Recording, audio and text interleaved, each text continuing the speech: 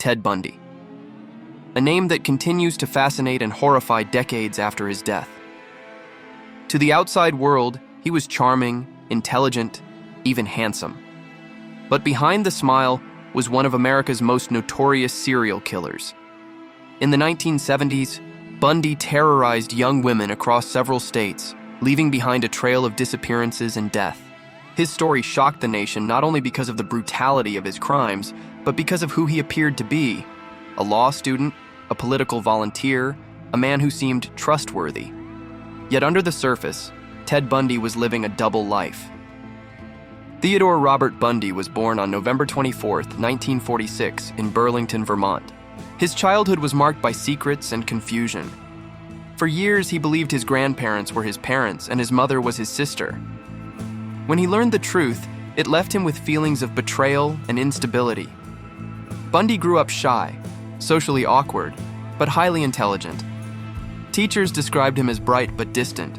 By high school, he had developed the ability to mimic normalcy, to appear like everyone else even when he felt very different inside. He studied psychology at the University of Washington, and by outward appearances, he was a respectable, ambitious young man with a promising future. But beneath that exterior, darker impulses were already forming. By the early 1970s, Bundy seemed to have his life together. He was involved in politics, volunteered on campaigns, and even entered law school. Friends described him as articulate, confident, and ambitious. At the same time, women were disappearing. Bundy's method was chilling. He would approach young women in public places like college campuses, libraries, or parking lots, pretending to be injured or needing help. Sometimes he wore a cast or used crutches. He often introduced himself as Ted. Once they agreed to help, he attacked.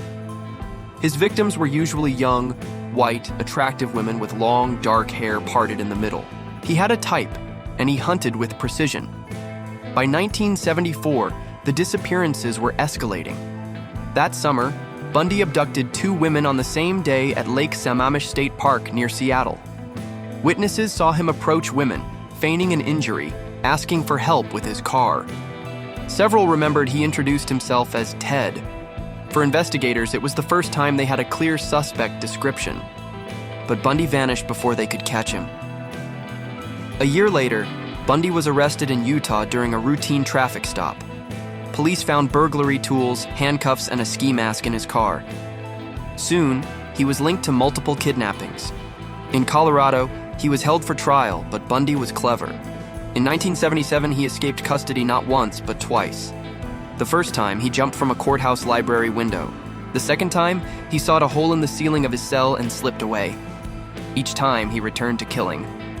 By January 1978, Bundy resurfaced in Florida. His crimes had become more brazen. He broke into the Chi Omega sorority house at Florida State University, brutally attacking 4 women and killing 2 of them. Only weeks later, he abducted and murdered 12-year-old Kimberly Leach, his final known victim. His frenzy revealed a man spiraling out of control, and by then, police were closing in. In February 1978, Bundy was stopped in a stolen car. When police realized who he was, they knew the manhunt was finally over. His trial in Florida was one of the first ever televised nationally. Bundy reveled in the spotlight. He represented himself in court, cross-examined witnesses, and often smiled for the cameras. Women flocked to the courtroom, some claiming they were drawn to him. The contrast was disturbing. A killer admired by people who ignored the evidence. But the case against him was overwhelming. Witness testimony, forensic evidence, and even bite mark comparisons tied him directly to the murders. In 1979, Bundy was convicted and sentenced to death. For nearly a decade, he sat on death row in Florida State Prison. He continued to deny many of his crimes, though as his execution date neared, he began to confess in chilling detail.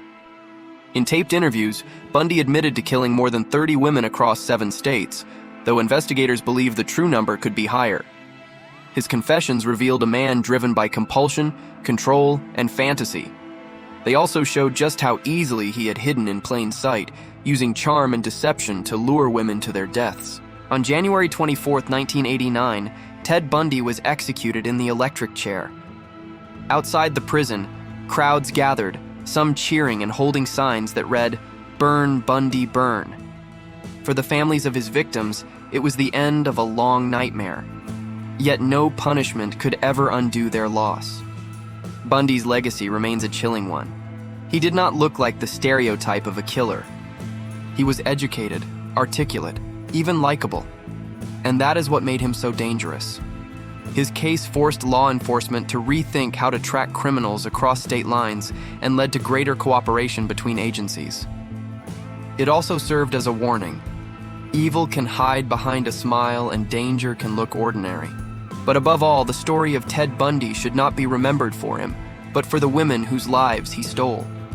Daughters, sisters, and friends with futures that mattered. Their names, not his, are what deserve to be remembered. This is the story of Ted Bundy, the killer who hid in plain sight. If you found this deep dive insightful, subscribe for more true crime documentaries. And remember, behind every headline, there are human beings whose lives deserve never to be forgotten.